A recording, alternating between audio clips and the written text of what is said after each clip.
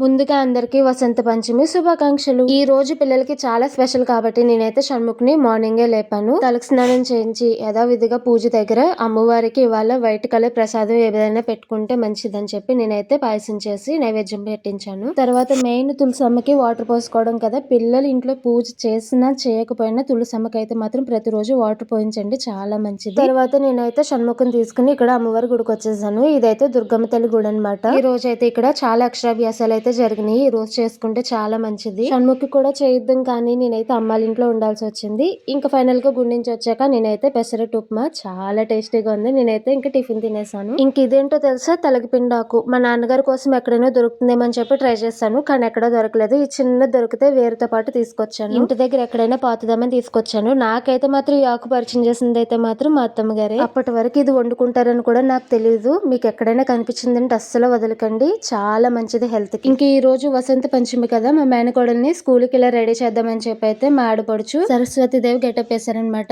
చాలా అంటే చాలా బాగుంది. మరి మీకు ఎలా అనిపించింది కామెంట్ చేశాను. మరి that's for mini vlog. Thank you for watching.